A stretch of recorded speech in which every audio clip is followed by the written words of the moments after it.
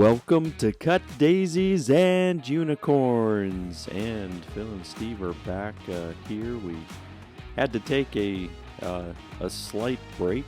We had some things occur. My mom passed away, and so it was I was there and hanging out with my dad and my siblings. And so it was a hard thing to be able to try to figure out a cut daisies in the middle of that. So, but so that's what's happened recently. But we're still back, and we're gonna still try to keep on schedule. Yeah, we're gonna try. Right. I mean, there could be some detours. You never know. No, there are detours all along the way. Uh-huh. Yeah, so we're back, and out once again. I'm throwing it out there into the multiverse universe. Mm-hmm.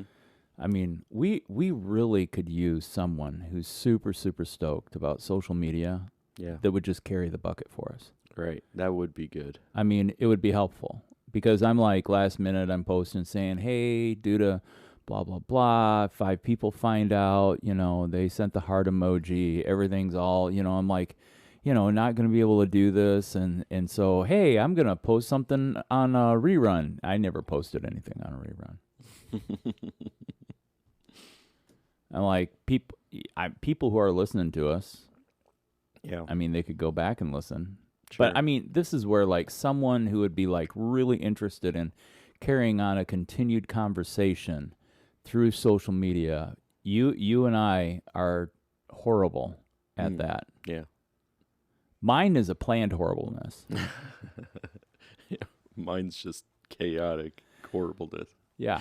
No. I mean, I don't even feel bad about it. Right. I mean, like there's some things going on in my personal life right now concerning death, and I'm not posting anything on my social media, and people are like, well, why wouldn't you do that? And I'm like, well, why do I have to? Yeah, it's not a requirement. No, and it's not my immediate family, so, but it is my extended family. Right. And so anyway, with that, we start out and everybody's like, oh man, this is such a downer. You guys sound sad. You sound tired. You sound like, well, I mean, that, a lot of people when they do energy enhancing drugs use downers to level them out or to allow them to even get to sleep. Mm-hmm. Such drug cocktails were part of the demise of Elvis Presley. It led to his constipation. Oh, I did not know that. Yeah. Huh. He Downers. Well, no, drugs. Oh, just drugs in general. Drugs in general. Just the cocktail. But, I mean, apparently he was constipated. Uh-huh. Couldn't go to the bathroom and had a heart attack trying. No. I've heard enough of the woes of opioid constipation that I'm just like, yeah, I don't even want to. Right. Yeah. No thanks. No.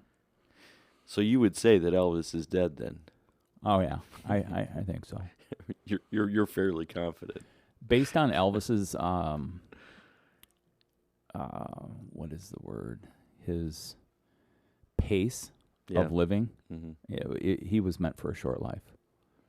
Yeah, I used to. I would say I was a fan of Elvis, and until I learned more about his story. And there's some troubling pieces, I gotta tell you, of Elvis's story that I'm like, oh, this is not what I really was thinking. Yeah.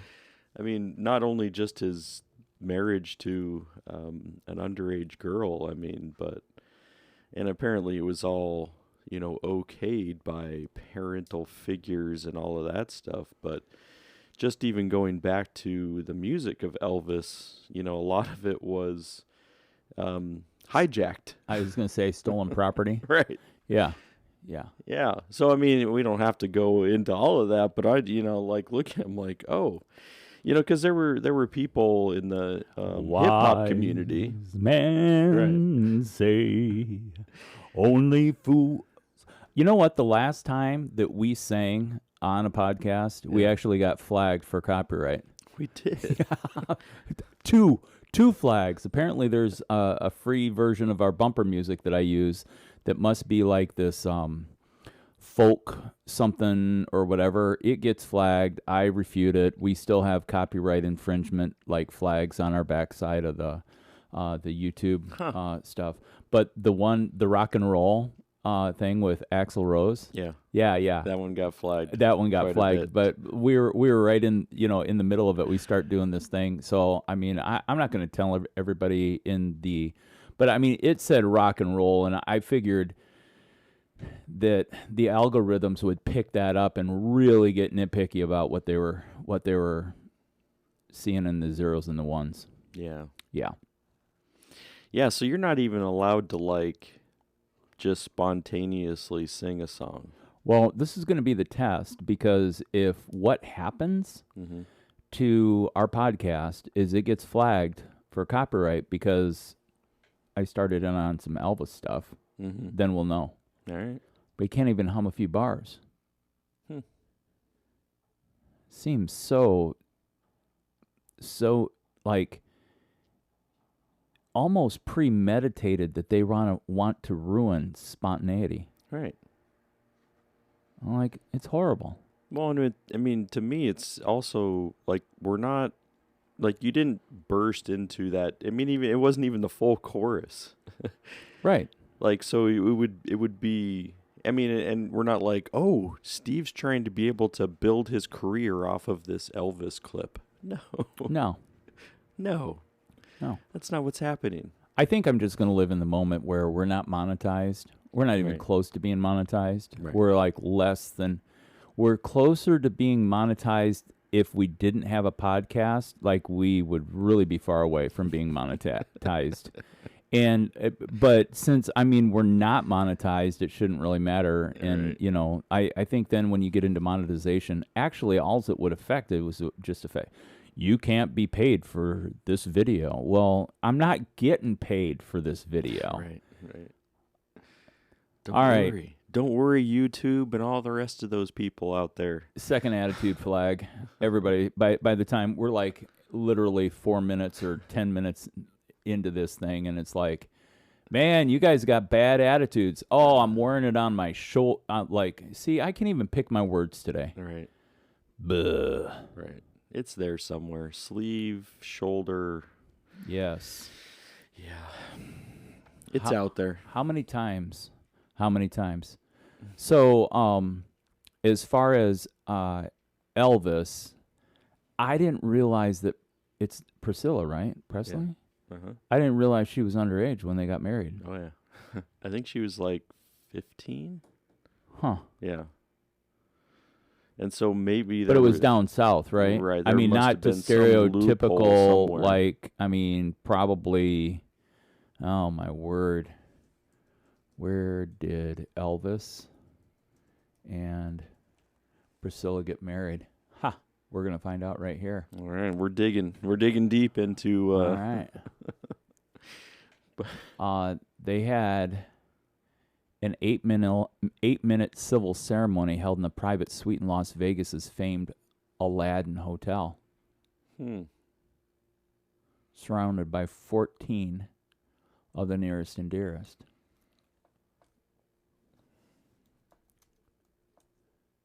And then the question, did Elvis marry Priscilla at 14? The answer is yes. Oh, so I was a year off. Oh, no. Elvis met her when she was 14. Oh, so he just groomed her. 8 years, gaslighting, as they call it in present day. 8 years after they met, Priscilla and Elvis were married on May 1st, 1967. I was actually like 4 months old. So then Priscilla would have been 21. So he groomed her for a good number of years, and then he married her. Whoa.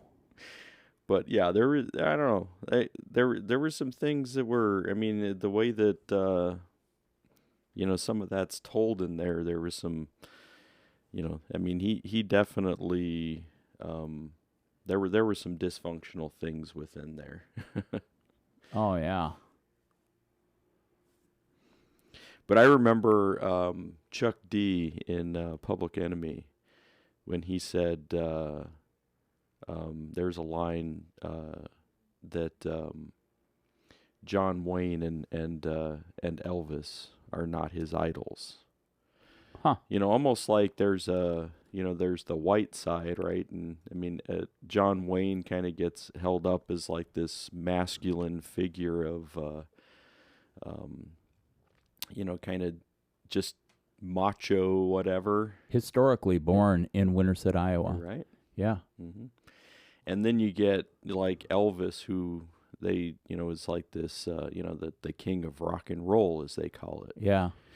And so when you hear a line, you're like, okay, so he's just saying he doesn't like John Wayne or Elvis, but I think that there's a little bit more that's into that category. That yes, there's a lot of the stuff that Elvis, I mean, his music. I mean, there's some songs that are like directly, I mean, almost like to the beat, taken from some artists who were black. Yeah. And he just kind of said, yeah, like, I think I could do that. Oh yeah. Gonna take it. And then he made it popular. Yeah. And it's like, well, you got to have the king, then he'll go back and give credit, right? Right. No. No. That well, didn't happen. He did grow up in the South, and he grew up hearing the gospel choirs of the South.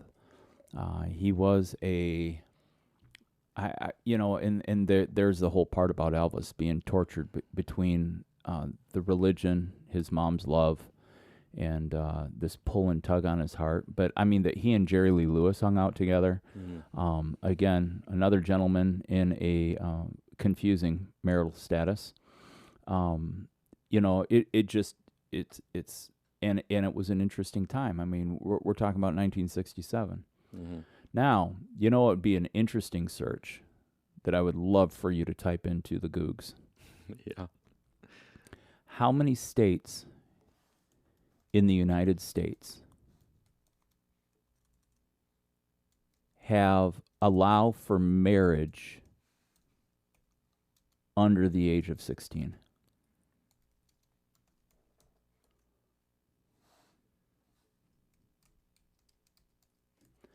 Because there's bylaws to all these laws, talking about as long as you have the parents' consent, talking about. So currently, am I blowing your mind right now? Child marriage is currently legal. Guess how many states?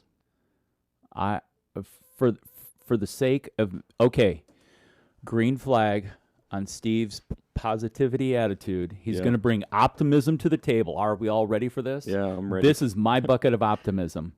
I think 47 states it's allowed in. You're real close. You're real close. How many? 44. Oh, my word. So a little bit of my cynicism just crept out because I should have guessed lower. But no. Yeah. 44 states, child marriage can happen. Yeah, child marriage occurs when one or both of the parties to the marriage are below the age of 18. Child marriage is currently legal in 44 states. Only Delaware, Minnesota, New Jersey, New York, Pennsylvania, and Rhode Island have set the minimum age at 18 and eliminate all exceptions. 20 U.S. states do not require any minimum age for marriage with a parental or judicial waiver.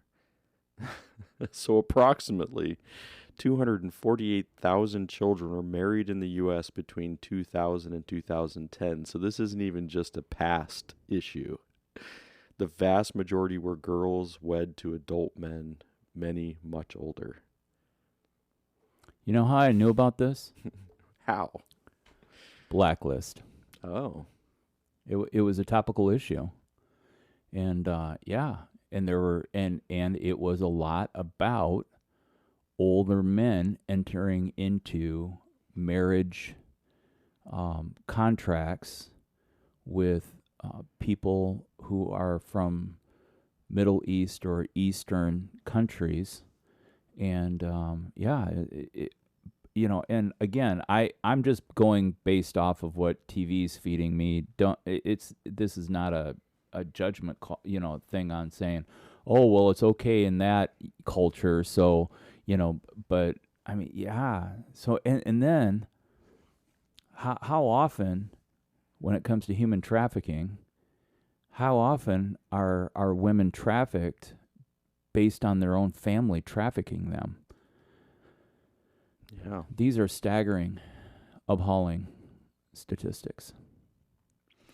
Yeah, because you think, like this was like a first century kind of, like you find, biblical things like, Mary, and Jesus, the mother of Jesus, like, Yeah. well, she was probably in her early teens and could have been 12, 13. I mean, Right. and you're like, oh, they did this back then. I mean, but we're looking at 2010, like underage. Yeah. As long as you have some parental consent or judicial consent, boom, you're done. Yeah. Like you can get, them married off. And you think that it was, somehow an issue back when, but we're looking at current structures that are allowing, parents to marry their children off pretty quickly. Yeah. Yeah, I don't know. So they said, what can be done? So, there's people who are saying go and talk to your Congress people about supporting a bill to repeal USC 20. So some kind of the bill here to educate their congressional colleagues about the issue of child marriage. You can tell them to follow up. You can join the National Coalition to End Child Marriage in the U.S. and urge your friends and family to take these steps as well. So do you think that there's somebody who says, well, but there's an exception? Do you feel like there should be some kind of exception in this? Or, I don't know. Well, I wonder, like let me wonder as I wander outside of the box of social norms. Like, one of the things that I think would strongly influence marriage early is that, I mean, actually, there's a quote from Pitch Perfect. Yeah. That let's talk about sex, baby. So that's in the riff off. Uh-huh. Scene. If everybody wants to like go and Right, they want to go back and verify. check out some good acapella. I'm doing all of this music today acapella, by the way. Yeah. I mean, just in case people were wondering about that. Yeah. So there's no music in your ears that are. Nope, I'm making all the music with my mouth. Like that's another Pitch Perfect quote. So I think one of the things that in a highly religious influenced, like I would say Bible Belt-ish, so probably from the flyover states, cutting through the Midwest, scooping through southern Ohio, northern Tennessee, and sliding down that Bible Belt area. Yeah. All right. I mean, like, kids in their youth are going to experiment sexually, physically. And if they do that at the level, we're just going to have to give a rating to this as like, this is definitely not PG-13.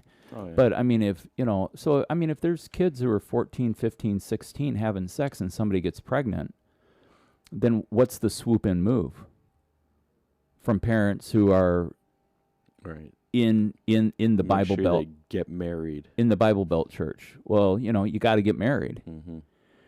And like, do you got to? Mm-hmm. Which takes us into a whole nother level of concerning orphanages, adoption, and different things like that. But I mean, hey, we can rabbit trail loop-de-loop on this whole thing. There's so much. So I like how could you be like, well, there's an exception? Well, I think the religious exception would be one of them. They're like, well, if these kids are doing this and, here's this child, then they need to get married so that they, can raise this child and blah, blah, blah, blah, blah, blah, blah, blah, blah. So I think that would be like, if I'm trying to get in the head of someone who would force that issue. Right.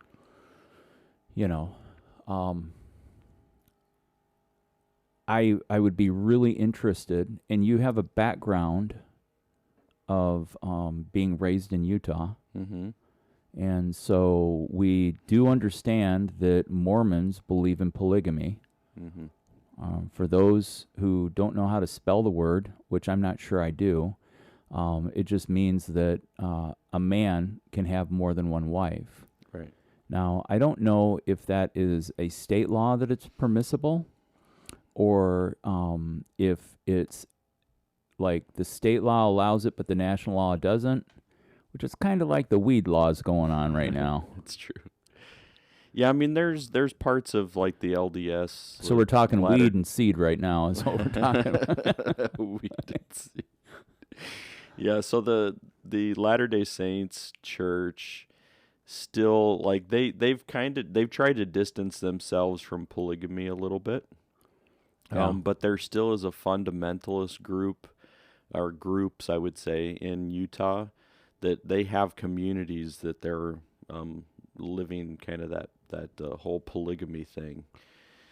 And so there's parts of it that the state is trying to capture a little bit, like you're outside of your purview to be able to marry multiple women.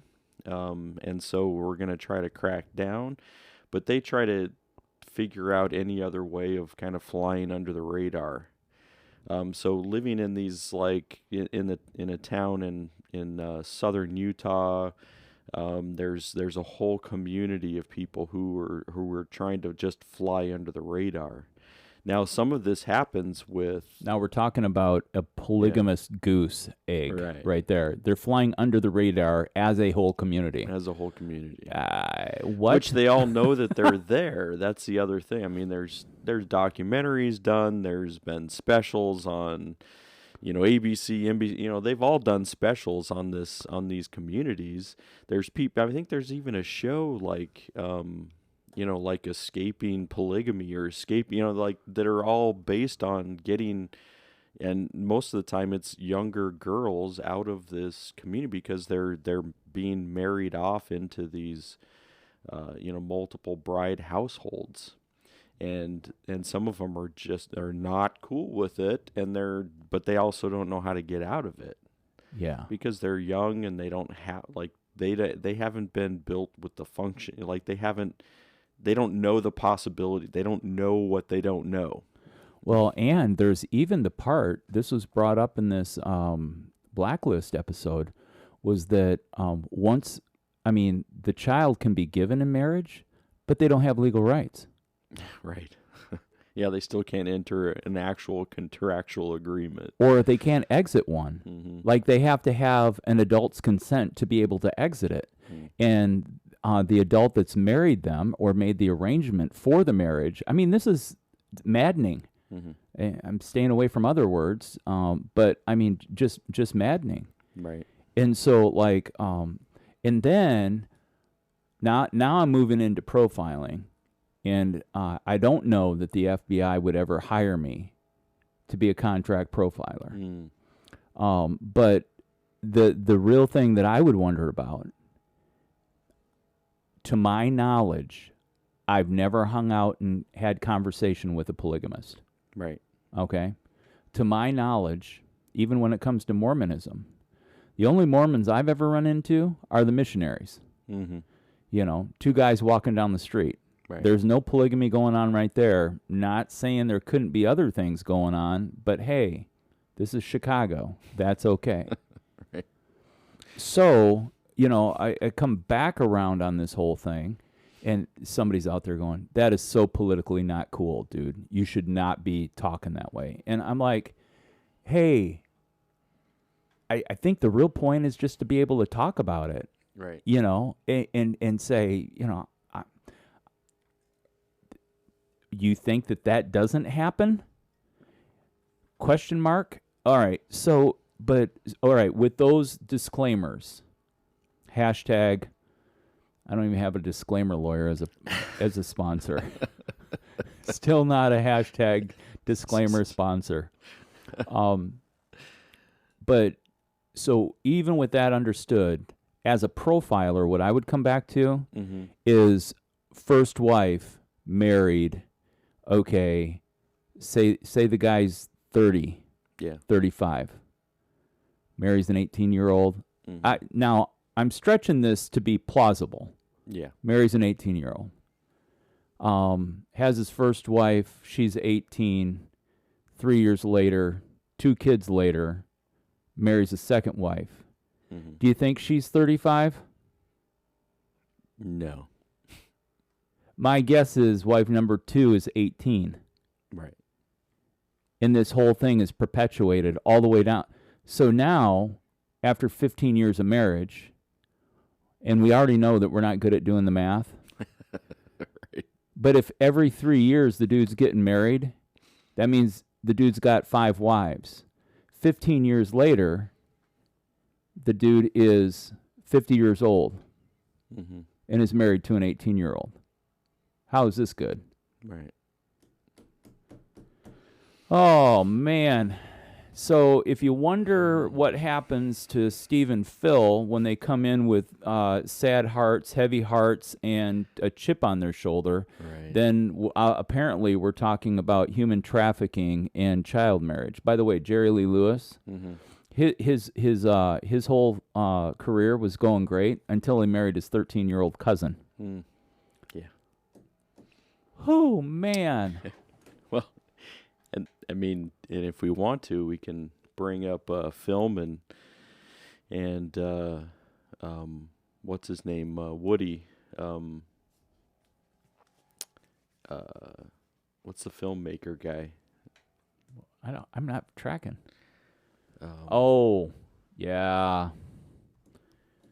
Yeah. There's people who are Woody Allen. That's who I was thinking. Oh my gosh. Woody Allen. I mean, he married his stepchild, I think, right? And she was. Yeah. So there is like how many of these ones that were public and still yet, so many things that people are like, oh yeah, that doesn't seem right. Wow. I didn't know he was 85 years old either, so he's getting up there. His wife, Sun Yi, is 35 years younger than him. Yeah. Now you'd say, all right, well, what's the difference in it? Like, so if there's an 80-year-old who marries a 50-year-old, you know, you're like, oh, well, somehow that doesn't seem so bad. But if you're looking at it, like you move that down a little bit, like it seems, like it gets a bit more problematic and even on the creepy range. Well, don't you think that post 35 years of age, like what men and women are figuring out post 30, 35 years old, I mean, that's really between, I would say 2 consenting adults, but you would sure hope that they would be consenting. I mean, I think it comes back to this whole influential, like, how does a child know, especially if you're talking about the flying goose egg in southern Utah, about a community that's committed to keeping the secret of polygamy. There's this culture that's built around all of this stuff, and whether people like it or don't like it, it's this is what we grew up in. This is what we know. Right. Hey, what's the name of that season for the Amish, like for them to go out and See? It's like Goldschlager with a really bad hangover. Rumslinger? Rumspring, Rumspringer. I'll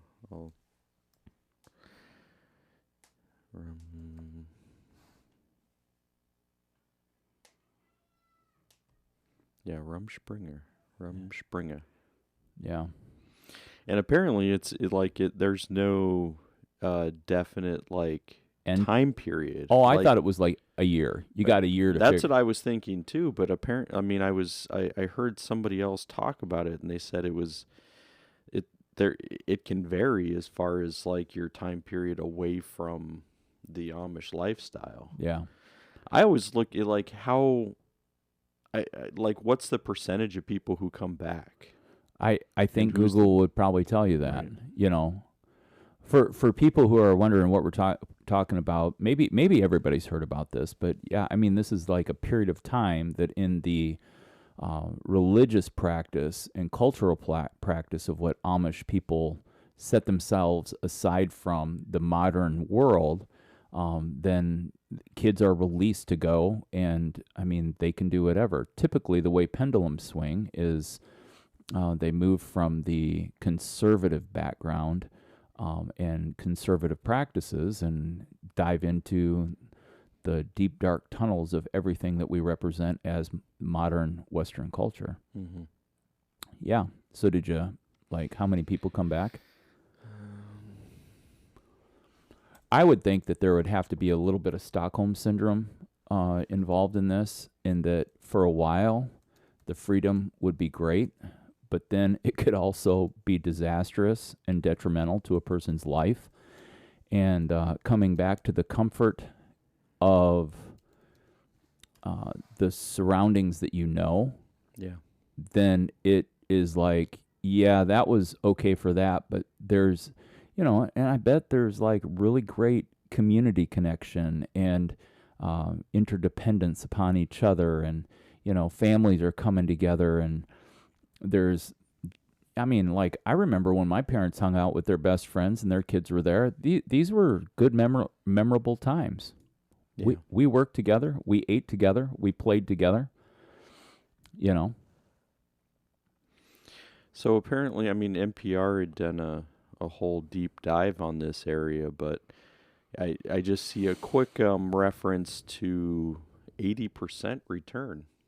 See, I think it has to do with the comfort of what you know. Mm. I mean, if I was a guy that grew up on a horse farm, which I don't think they're really called horse farms, but hey folks, I'm really, really sorry about how my head's working today. I'm just gonna apologize. We're just jumping. But no, I just, like, even putting together, like, if people are like, man, it seems like he's really stuck. I mean, like, I'm trying. I'm really, really trying. Mm-hmm. But anyway, you know, and then all of a sudden you're like in this city working at Walmart, and then you don't get to see the horses anymore. Yeah. Like, I could identify with that. Who wouldn't want to go back and see the horses? You know, or you think about grandma's sugar cookies and lemonade for the barn raisings. Right. I'm like, doesn't matter how much you Google that, you're not going to get grandma's recipe. Now, you know, different parts of those tykes were around when she made it, and so could probably do that. But yeah. Yeah, I think you're probably, I mean, I would say that would be a real big reason for a return, even in that higher percentage range, because of familiarity, but also, like, they're, you know, I mean, if you don't return, I think that they have that whole practice of shunning, right? Is that, like, if you don't return to the community, you can't just, you know, bob in and out of this community anymore either. Right. So, I mean, this is your family, like parents and brothers and sisters, cousins, you know, and so on, larger. And if you want to talk about young family. love, chances are, if you were between the ages of 14 and 18, there's somebody in the community that you may be attracted to and be thinking, I'd kind of like to live life with this person for the rest of my life. Right. And so being shunned and kept away from that. Mm-hmm. Yeah, so it looks like 16 is the age that that it kind of usually starts, with that running around Rumspringa. So, I mean, that's still pretty young.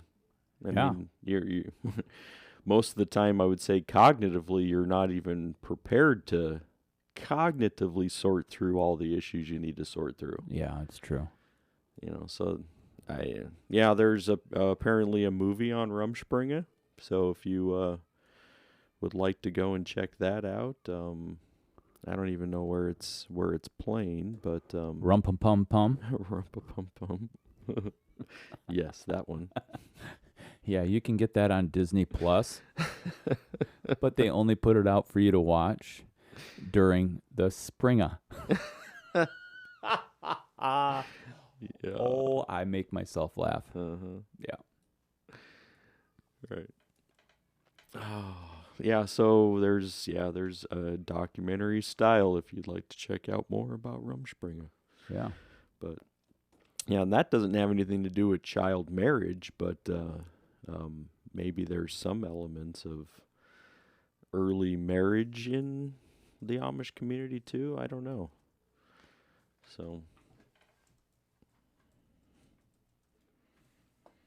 And then if you're looking, I think Mennonites are probably tied somewhere into there because the Mennonite community is, I would say, a little bit more loosely associated with that same kind of lifestyle as well. So I think they also have a Rumspringa. So dating in the Amish community starts usually around the age of 16. And most couples marry between the age of 20 and 22. Ha! To find a prospective date, the young adults socialize at functions such as frolics, church, or home visits. All right. So there's a whole, a whole culture of dating as well. So it's not just the, obviously, you can't pull up an app and Nope. find your local Amish community. So another question, do Amish people get married early? Weddings take place after the fall harvest. This gets into our little podcast about Hallows Eve. Mm-hmm. And where that all stemmed from in the celebration of the fall and fall harvest and getting ready to hunker down. Yeah. November is the favored month because the winter weather has not yet begun. But then, all winter long. Largest Amish communities. I know there's a large one in Pennsylvania. Yep. There's one in Iowa too. I mean, there's Amish. I mean, there's furniture out of in Iowa. There's that whole. Yeah. There's a lot of Amish that live in Michigan, Indiana. The Amish, we're calling them Amish, but in Pennsylvania, I would understand them to be the Pennsylvania Dutch. Oh. Which doesn't They're mean a little that bit different then. Everybody's a little bit different. Everybody. So when somebody's like, are you a Baptist? Well, which Baptist are you talking about? Do you handle snakes? Snake charmers. Maybe that's my deal. Oh, being a snake charmer. Yeah. I don't know. Where do we go next with child marriage, Elvis grooming, trafficking? Whee! So much is happening already today. Let's pick apart. Let's dive into more of Elvis. So, you were saying that there was some of his story. So one of the things we've alluded to is that he was involved with a young lady. Which, I mean, parenthetically, we can say Elvis was involved with a lot of young ladies. He ended up marrying Priscilla. Right. yeah, she was like the person who was brought alongside and kept as special in his life and that. But we're not going to be naive enough to think that Elvis didn't have lots of other women in his life. Sure. Okay, so Yeah, we're gonna make that leap. Then we talked about him stealing music and being the white boy poster child for taking away gospel rock and roll, or turning gospel into rock and roll, and yet there's a ton of people who love his crooning. Yeah. Mm-hmm. What other parts of his story were interesting to you that would say, I don't know that I could really set Elvis up as a. I've often thought that people that we like to elevate are usually people that we don't like to get to know. I don't know. Yeah. I mean, that's like don't meet your heroes kind of thing. Right. Let your heroes be your heroes. Right. Probably. Just let them be. You don't want to look behind the curtain on that one. Yeah. Yeah. I don't know. There's I mean, I think everyone, you can probably create your own story to be able to make sure that you can lift up your heroes still. I mean, because there were some quotes like B.B. King said, "I don't think Elvis ripped off the music. I think once something has been exposed, anyone can add or take from it if they like. He was just so great, so popular, and so hot, and so anything that he played became a hit. To me, they didn't make a mistake when they called him the king." So I mean, B.B. King, you could just circle your whole philosophy on Elvis based on what B.B. King just said. I don't think he ripped them off. But I mean, there's some like direct I mean, like this person put out this song, and I can go and try to find out which I think it was Hound Dog was one of them. I mean, there were some that were like direct. And I'm not saying that Elvis was racist because of it, but what Elvis did was not necessarily what should have been done with music. I don't know.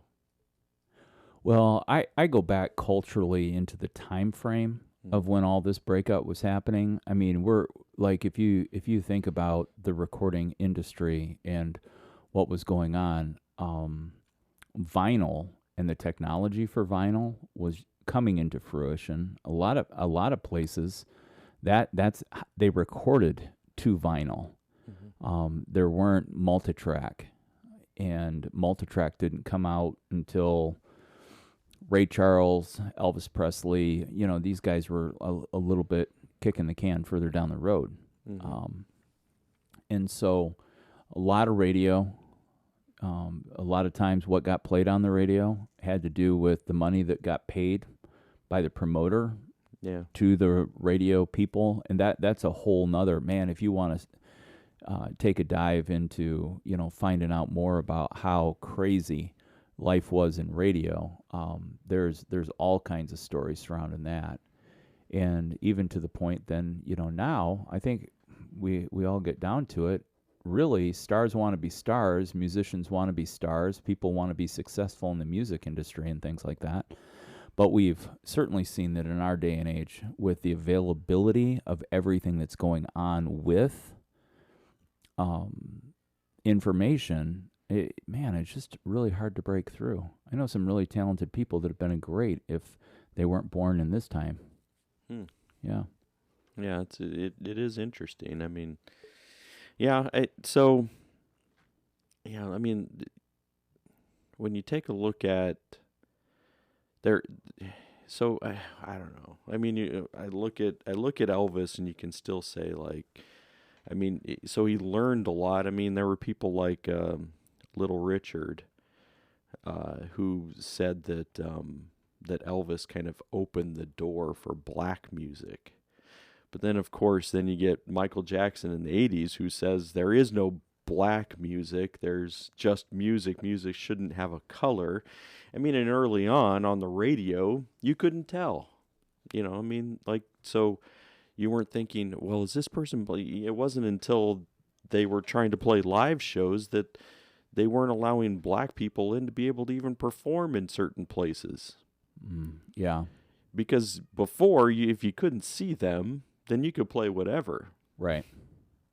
But live, not so much, because we still have, even though segregation apparently, Well, that was a big thing for Ray Charles. Right. I mean, in regards to the, I mean, you know, Martin Luther King was, making speeches and having people, protest, and Bloody Sunday happened, and, all of these things going on. And there's an appeal to Ray Charles of, hey, in Georgia, dude, they won't even let black people be on the main floor, be on the dance floor, be, like it's a segregated auditorium.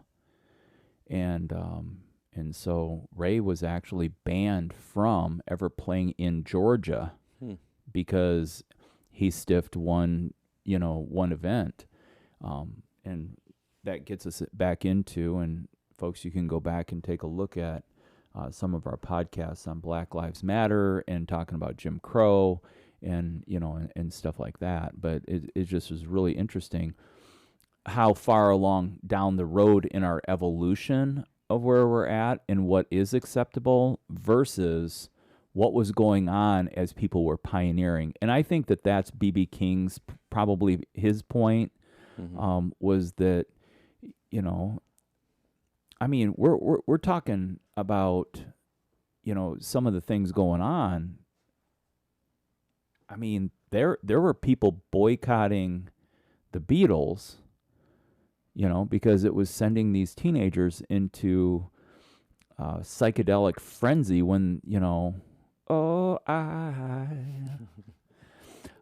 so anyway, well, I mean, and I know coming from a background of, hey, rock and roll's evil, Elvis Presley, why was he evil? The way he shook his hips, and then we go back to Guardians of the Galaxy, where the Green Lady says, I will not succumb to your evil pelvic thrusts. Right. Or no, your pelvic sorcery. Yeah. So you're gonna, folks, as you're listening, you're gonna be able to mark this one down as all of the misquotes and the bad information. Yep, pass it on. Maybe this is what we just do. We just take general knowledge and twist it into what people think they know. I think that what you find here is like, I mean, so they talk about how Elvis was also raised in many of these communities, like raised in black communities, and understood poverty himself. But here's a difference, right? And this is where we talk about kind of the privilege of, in that time period of skin color, is that it didn't matter. I mean, he could have come from the same communities. He was playing the same music, but somehow a white dude from the South was able to get played and be able to, find traction. And yes, it took that to open up the door for, as he called it, black music to come in. Like, that's privilege. Like, that's exactly what we talk about when we talk about privilege. Like, he could have come from the same place, had the same exact experiences, but somehow he was able to open the door without, being able to be held back. So, yeah, we can say, thanks, Elvis, for opening the door. But we're also like, but why did it take that? Why did it take white privilege in order to be able to open the door for what would be culturally known as black music? I don't know. So that's where, some of the difficulty, and I'm not questioning whether or not he was racist or not. I'm not like that. I don't know him. I don't know what it was, his practice with people of color. I don't know it. So I'm not going to claim that he was. I'm just saying that there's some sketchy things that occurred that you would say that I don't know how that would fly. it wouldn't fly today whether we're taking music and saying, "Hey, I like that song. I'm going to do my own version." And it's really not much different from the version that was original. Like that, I don't copyright infringement would stop people. Like as you've seen from the YouTube, right? You can't just say, "No, this is Steve's edition of it." No, you're not allowed to do that. Well, I'm allowed to. I'm allowed to be able to do it as long as I don't want to make anything from it. Hmm. You know, I mean, and you could, actually there was a phenomena on YouTube probably 5 or 6 years ago where a band did a cover and it went over so well that they had millions and millions of views, but because they hadn't gotten permission to be able to do the song from the writer, then they weren't getting any income from all of the views of what was going on.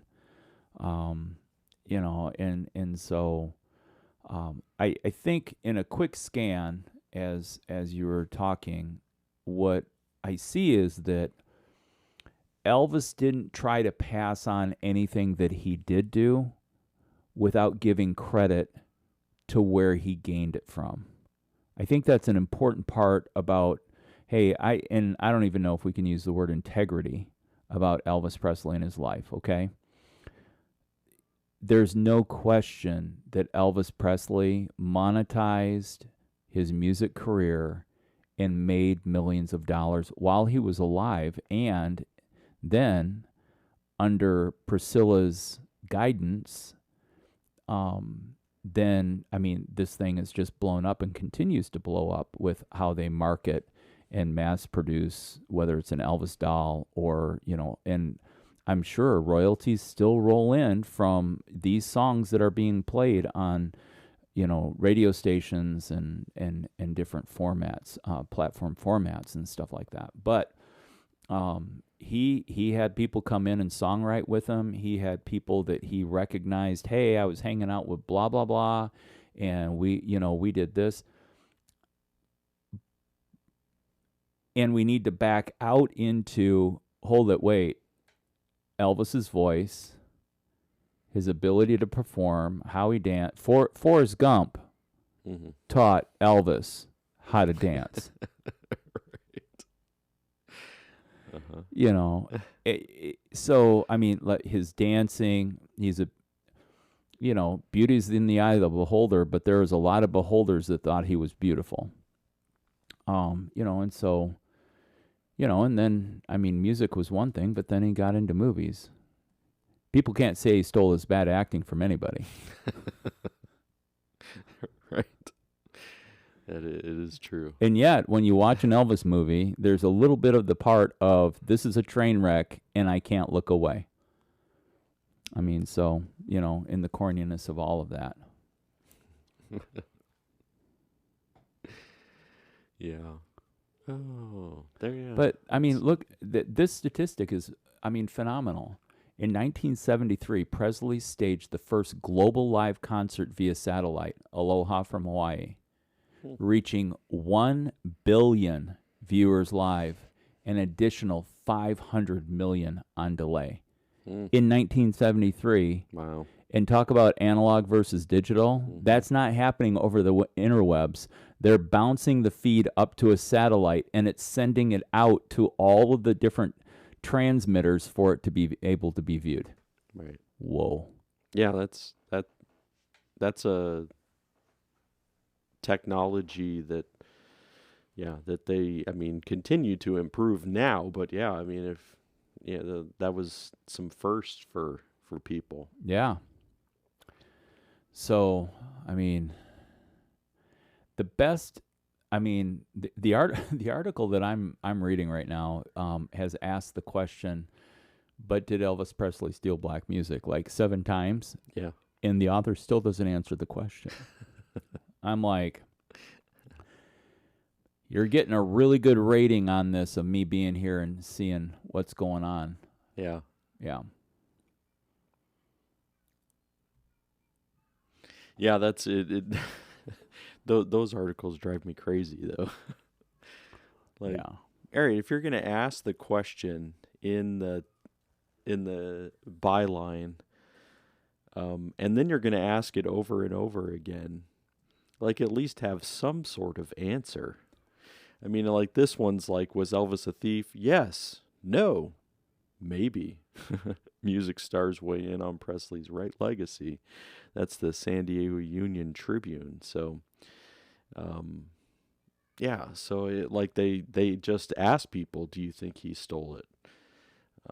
Yeah. So maybe this gets into cultural appropriation, and like, should we have people kind of crossing boundaries of like, well, this comes from some culture, and do we know about, like, it? To me, it gets into the hairstyles and braids and dreadlocks, and like, when you is this cultural appropriation? I mean, so I don't know. When you're talking about that, there's actually laws like in different cities about what different people can and can't do with their hair because of cultural.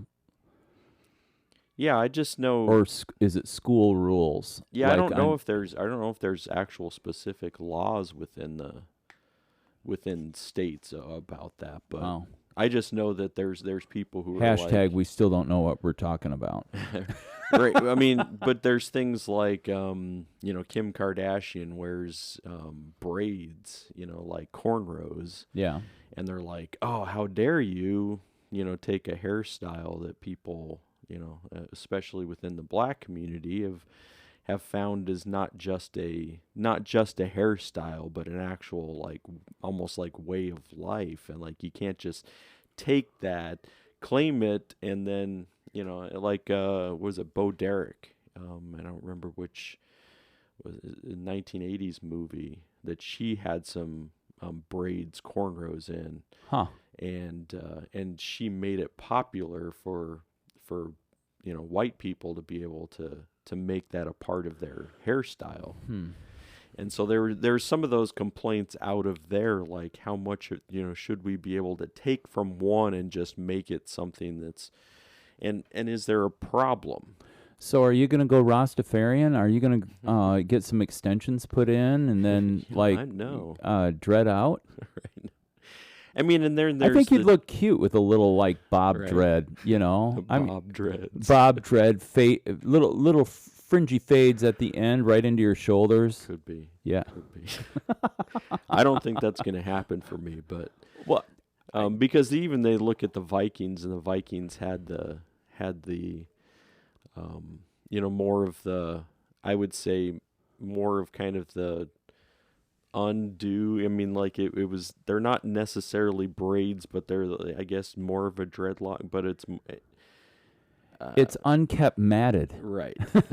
I was trying to figure out a better way to be able to. I don't think there's a better way that we could ever do this podcast.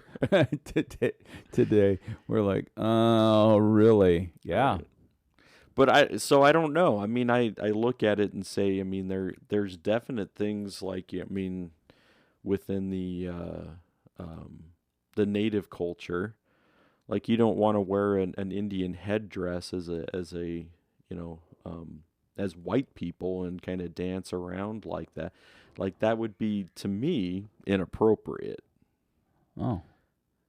But it's like, I don't know, but what should be appropriate as far as saying I'm trying to pay homage to a culture or something that people have used versus, like what's appropriate, what's inappropriate, what's cultural appropriation, and what's paying homage to a culture that you find, you're giving respect to. I don't know.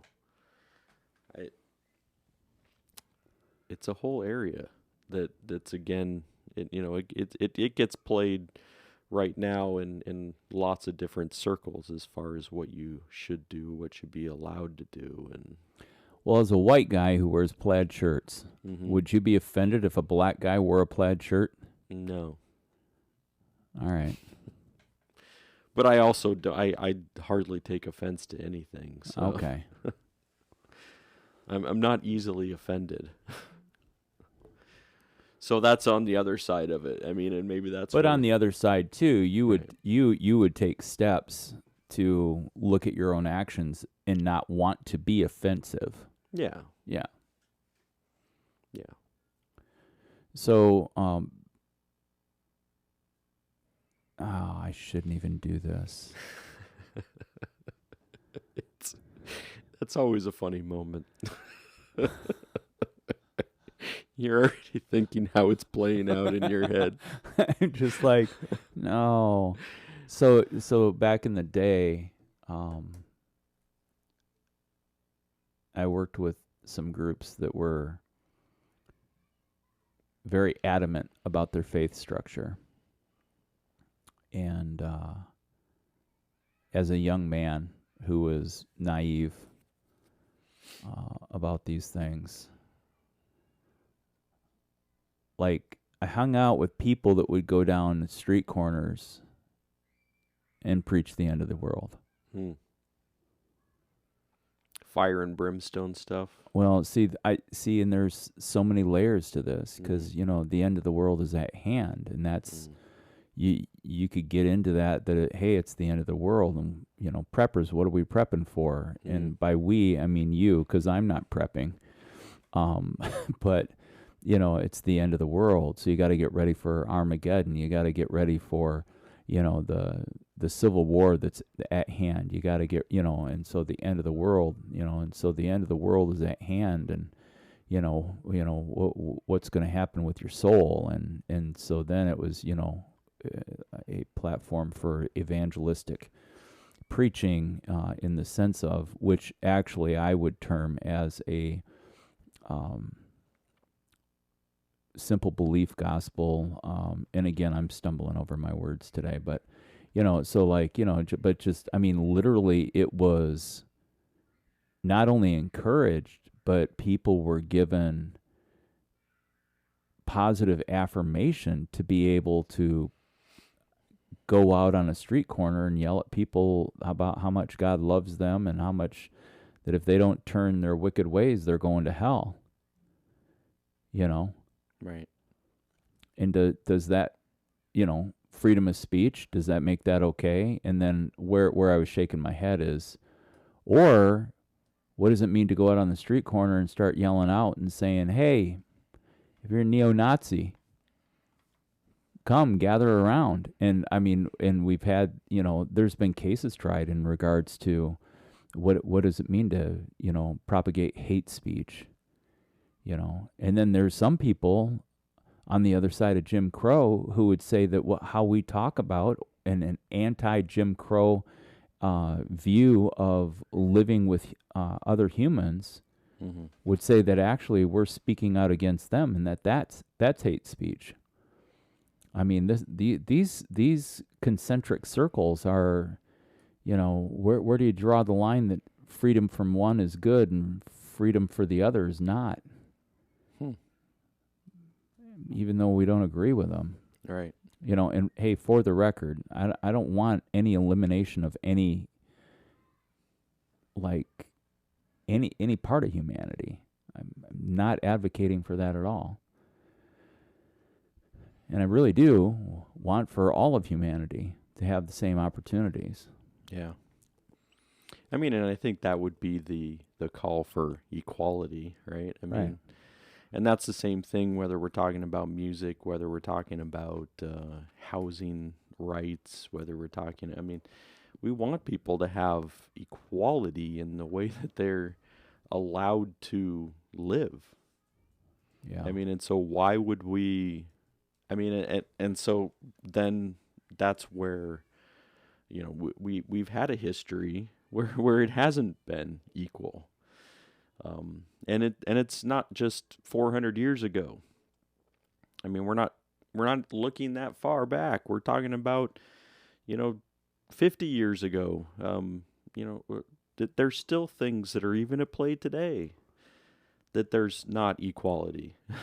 So, yeah. It's so true.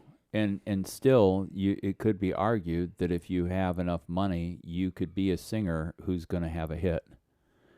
And the song person that comes to my mind is Colby Calais with Bubbly. And I was looking it up very quickly here. I was looking for. She grew up in Malibu and in Santa Barbara in Southern California. I'm pretty sure it was Colby Calais that, I mean, basically somebody took $1 million,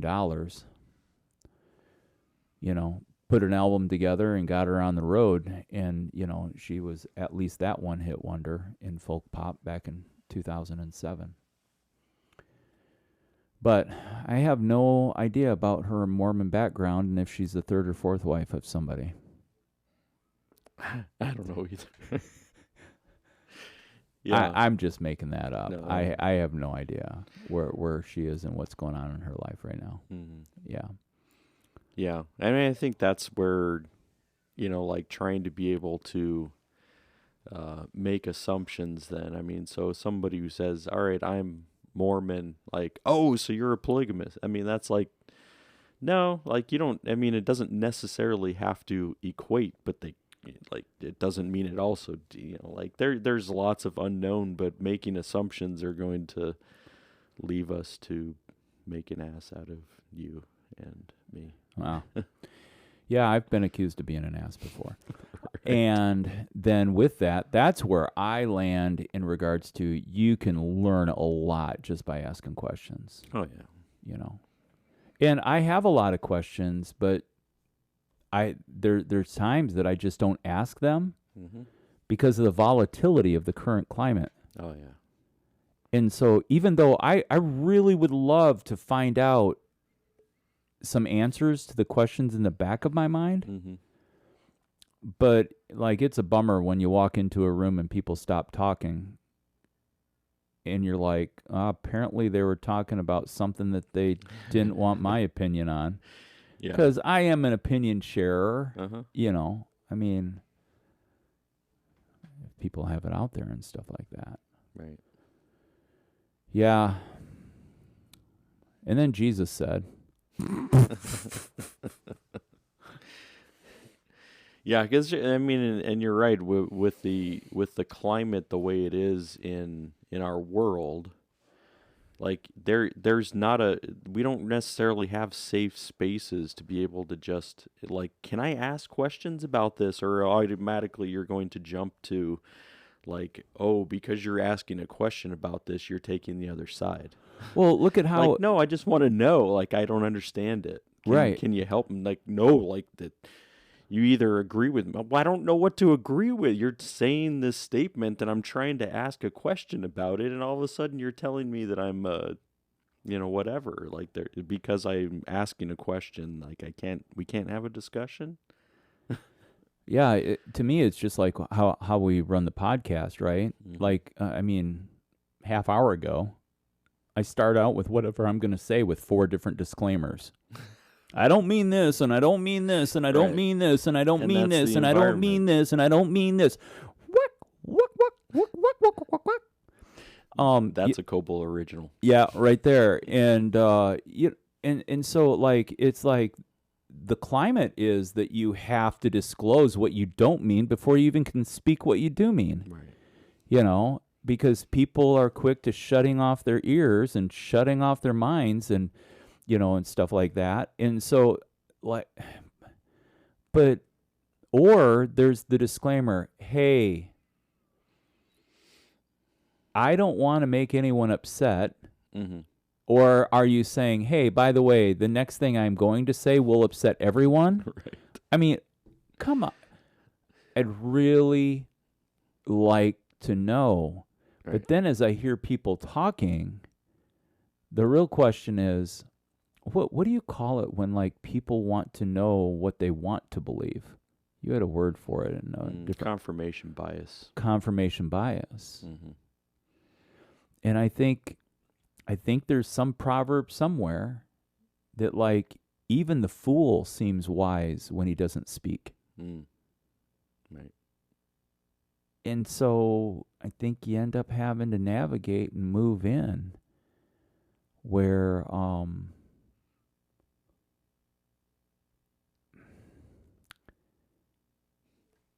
you have to pick your times when the point, even in learning other people's perspectives, that you're like, I think right now, it doesn't matter what I say, it doesn't matter what I'm trying to learn. This isn't the time is not going to gain anything profitable. Mm-hmm.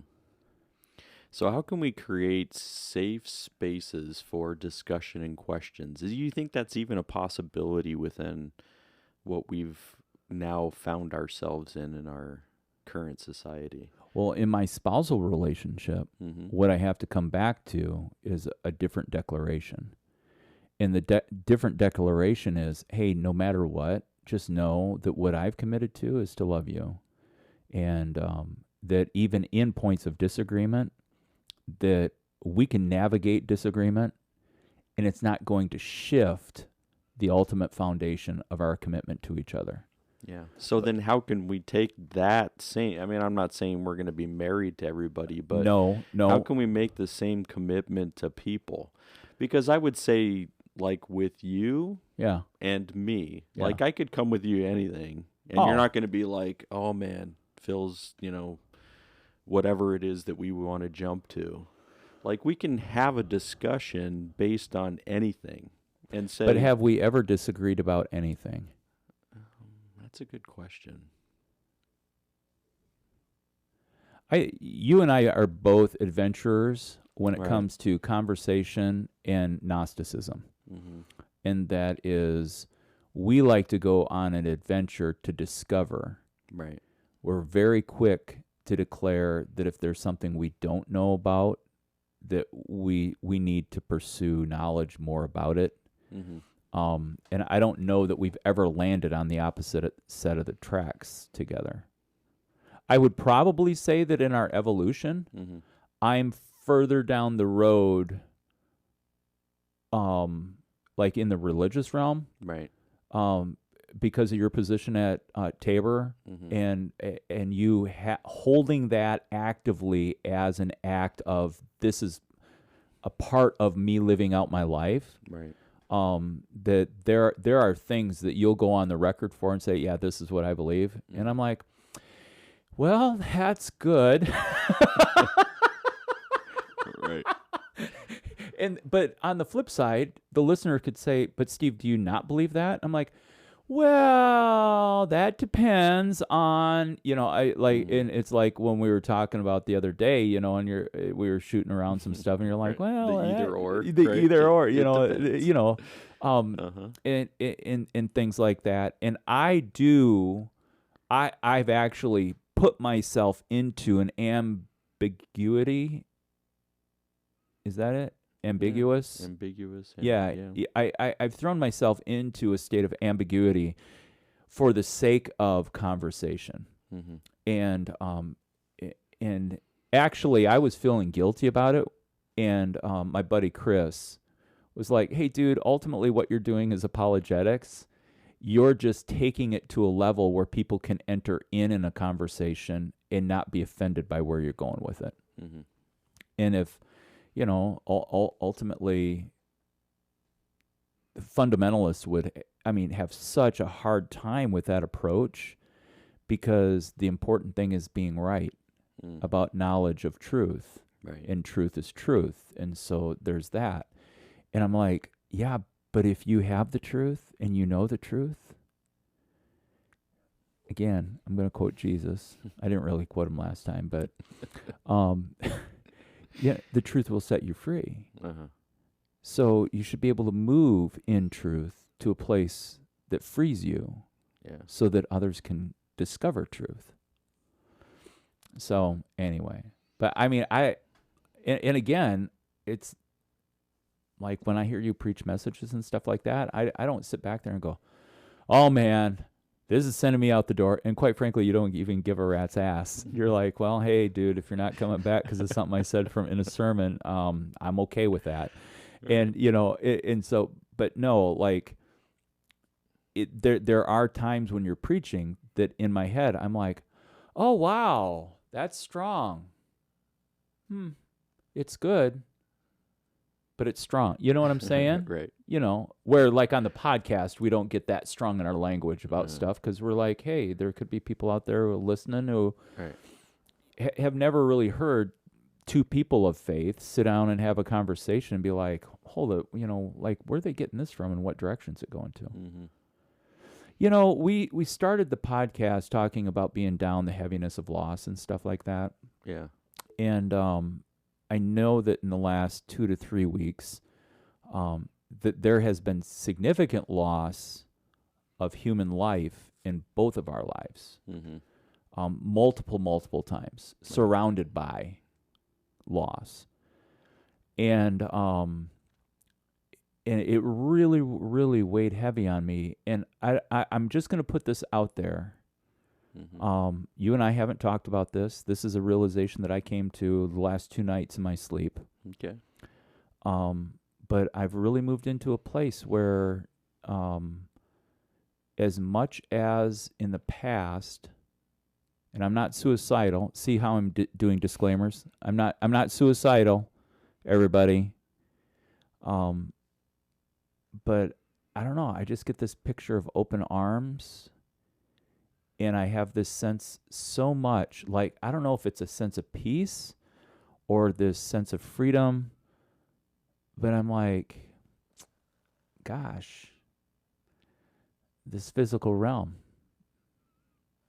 like the only thing that death does is it takes me a lot closer to the place of what I'm not right now. And whether for some people that means eternal life, whether for some people that means released into the universe, whether for some people, you know, and people are going, oh my God, now that's where we're at. You know, and, you know, I don't know. It's this crazy. I think that maybe my declaration more is that I have had my hands really held tight on this human life and everything that it does mean in its aliveness or experience. And there's just this more of a release of, oh, this is what, Dust in the Wind is another song. I mean, you know, and like there's the part of that if I believe that Pneuma, God breathed into clay and dirt and humans came forth, then that means that I'm a pile of clay and dirt with water all mixed in. And so in that, you know what, a lot of preachers at funerals, from dust you came, to dust you shall return. Is that a thing during Holy Week? Yeah. Ash Wednesday. Yeah, Ash Wednesday. See, you know, I like it, those things, and I don't know, there's just all of a sudden there's just this within me. It's like, oh, living every day. It's okay. And even almost like this turn, like Monday and Tuesday, there's just this turn. I'm like, what do you need to be driven for? Do what you can as you can do it. As it's accomplished, it will be. And what doesn't get done wasn't meant to be done. And in that, as you live it out, these are the breaths, these are the days of your life. And just coming to peace with, I think the big heaviness that was really on me in facing all of these people's death was just the fear of dying. Oh my gosh, there's all these people dying around me, you know, and like death and frailty and humanity. And oh my God, how many, do I only have 14 days to live, or, you know, how many years? And, you know, I hear my uncle at 74 dies, and I'm like, man, that means I only got 20 more. An uncle at 80 that dies. Oh, what do I have 26 years left? Or, oh my gosh, I'm turning 55 in January. This is really cool. I get not only my double, 55. Five's my favorite number, and I was born on the 5th. So I get a triple 5 in 2022, which is kind of cool. But That is I fun. I digress. I don't even know how you want to break that down into what you heard Well, me say. I mean, like to me, when you're going back to some of those for like Dust in the Wind or Elton John, Candle in the Wind, Yeah. you know that there's that flame, that fire, and it's going to blow out. You know, I mean, like that's the reality of humanity. Is that, I mean, whether however you want to look at the body, right? Uh-huh. Is that there are things that it's not going to last. No body is. I mean, I know that there's, you know, scientists trying to shoot for immortality right now. Like, here's the thing: you're never going to achieve it. Yeah. Like, sure, you might be able to, Spoiler you might alert. be able to figure out how to live another 50, 60, maybe even 100 years. Let's even say that's within the realm of possibility. You're never going to achieve immortality Yeah. in this body and in this life. Yeah. That's impossible. So what we do know is that life is going to be limited. And so I think it goes back to exactly what you just talked about, is like how do we live now? Like, now matters, and not just me trying to figure out some way to live 100 years, you know, later than I was supposed to be. Yeah. Like, how can I live now? How can I live with today mattering and people who are around me that matter? And not just saying I'm going to forget everybody who died already. Like, no, you can keep them alive with many of the things that, you know, both the memories, but also maybe even some of their values, some of their intricacies of how, like, keep those alive, sure. Yeah. But we're also going to say, like, yeah, like, let's not live like this doesn't matter either. Like, because today we're here, tomorrow we might be gone. Yeah. Yeah, it's true. I remember as a young man, probably age of 12, 13, 14, I was like, man, God, don't take me now. I can start driving a car. Right. You know, oh, don't take me now. I want to get married. Oh, don't take me now. I'd love to have a family. Yeah. Oh, don't take me now. And I don't know. There's just some of those realizations where I'm like, man, you know. And so when I hear of people who are passing, and they're in their 80s, they're in their 90s, you know, gosh, I mean, like, I'm like, that's a good run. Now, that's my personal perspective, Right?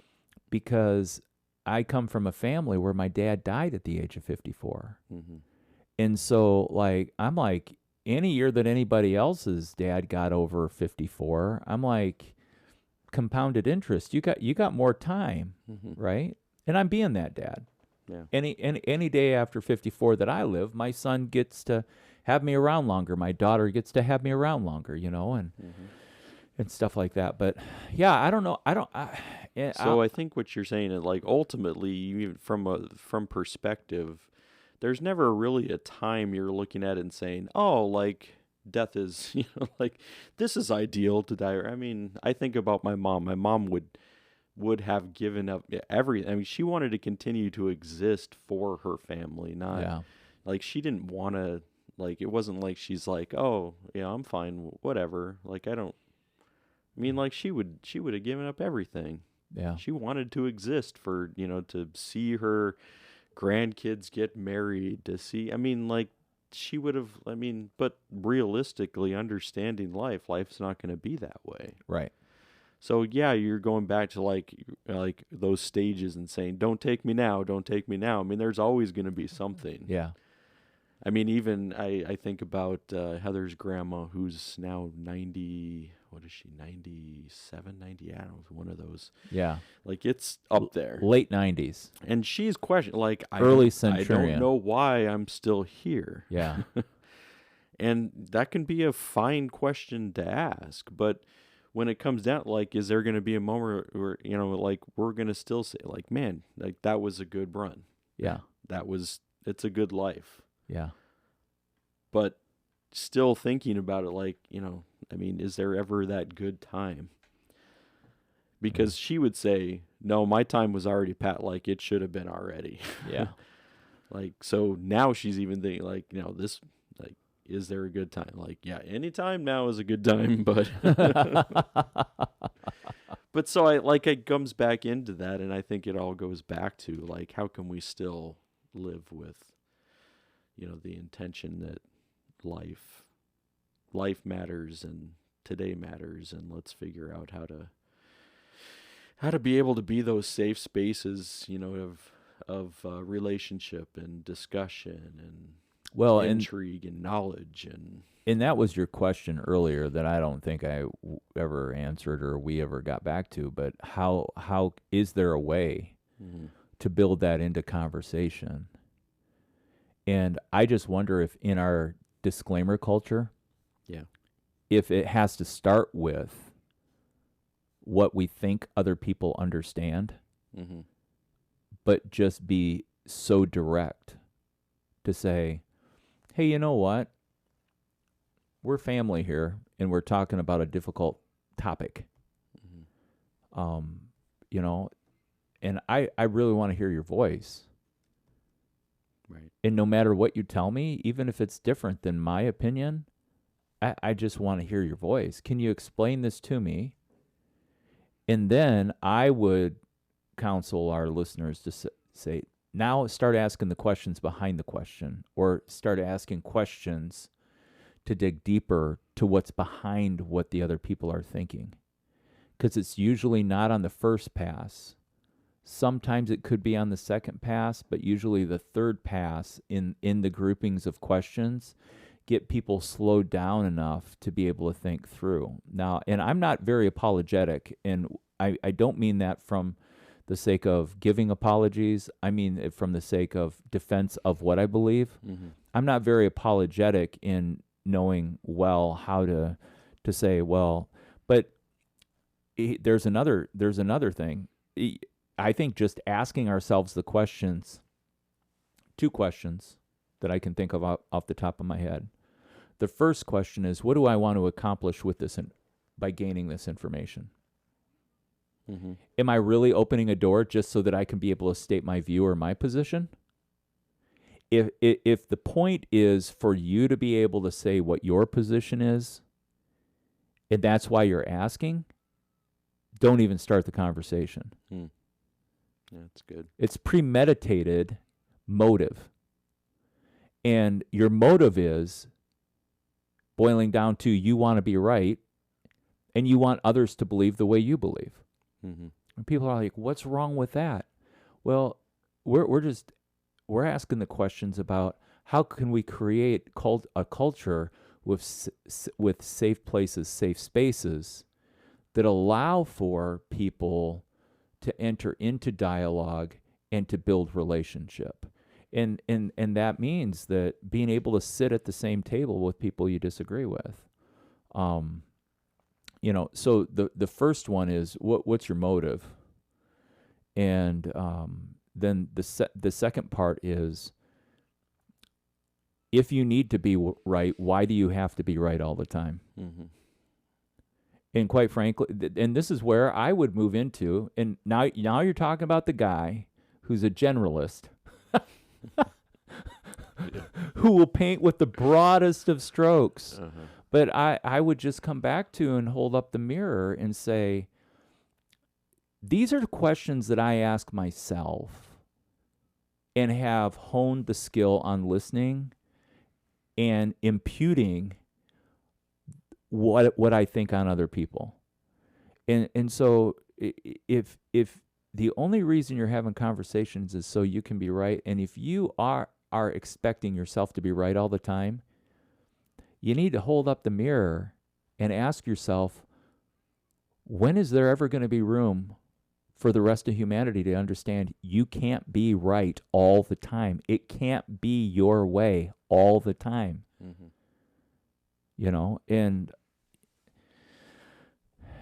And if you're like, no, this is how I'm built because I am right. And I'm like, you're narcissistic and you have a disease. Yeah, and I think that's always, I think those are great questions. And I think, going back, I mean, there's stages of my life that I know that I was in that, like, I want to be right, and I think that I'm right. And so I'm going to try to make you believe and understand why I'm right. Yeah. Yeah. And I think that I've kind of come from that place. Yeah. And so I understand a little bit more about, like, when I'm getting into those spaces of discussion. Some people would call it an argument. I would still call it discussion, whether or not it's heated or not is. But, like, that's a great question to ask. What am I trying to do? Am I just trying to be right? Am I just trying to, like, win people? Like, well, and that shouldn't be my ultimate goal, is just being right. it's selfish manipulation. Yeah.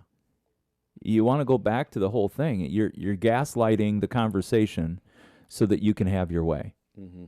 That's not it. That is not the thing that we're about. That is not the thing. And it's not the thing we would want to promote. It is the thing that we want to draw attention to so change can occur. Mm-hmm. Based on our current culture. Our culture was not this way 10 years ago. Yeah. Humanity's changed and is changing. Right. And so the questions we're asking are the questions that are being posed to say, what steps are necessary? What questions? And the question, it's less important about the questions you're asking other people than the honest questions that you're asking yourself. And the reality is, our own egos won't allow us to answer those questions truthfully. Our ego wants to continue to thrive and to take over in all areas. And so that's why you need to have community, to be able to have discussion. Asking the question of, in my head, this is what I believe. What do you see that I believe? Not what do you hear me say that I believe, Mm-hmm. but what do you see? Because actions are the truth. Our words are cheap. I won't even remember 15% of the words that I said right now today. Right. But there's a lot of people who, when they hear the words, there's words that we've said today that will stick with them. Mm-hmm. And so that's how we have to continue to grow. And hopefully how we're growing is we are growing in graces and mercies, and we're growing in love and being able to share that. And love is not taking everybody hand by hand and not having difficult discussion. That's not, when I say love, that's not love saying to somebody who's hurting themselves, you need to stop. Mm-hmm. Love is saying, what is it going to take from me in action for you to be able to make a move towards living a healthy, full life? So anyway, well, yeah, we finally got there. We did. Lots of questions at the end for you to be able to consider. Hopefully everybody made it through and continued to listen to some of those questions that are being asked, and great questions to ask yourself to consider. So. And for the record, I'm not going to speak for Phil. Mm-hmm. I personally am not for marriage. Of any kind. No, I'm married, so I believe in that. I do have a question about the play in the word, the institution of marriage. Why would we use brick and mortar as a framework of what humanity is involved in an exercise of being brought together? Yeah, that's a larger question. Male or female, female, or male and male, and people just went, really? And the answer is, yeah, because that's real life. That is part of our real life. And so, but I just, for the record, I don't think that parents should be giving 14-year-olds away, or giving their permission for 14-year-olds to get married. Right. No matter how much the 14-year-old might be saying, no, I really want this. Yeah. I think there are more options plan B, plan C, or plan D could be a better option. Lots for you to consider out there. We're not going to jump into the rest of that conversation because it'll take us at least another hour just to even scratch the surface. So we're going to leave that where it is. And I'm going to just scratch my nose. All right. Hey, it's been good to be with you. We'll look forward to it with, travel schedules and figuring it out. We'll hope that not only are you enjoying this on Sunday evening at 7 p.m., but we hope that we will be right in tandem, bringing another episode to you next week on Sunday evening. And so it really has been good for us to be hanging out together. Thank you so much for listening. All right, take care, everybody.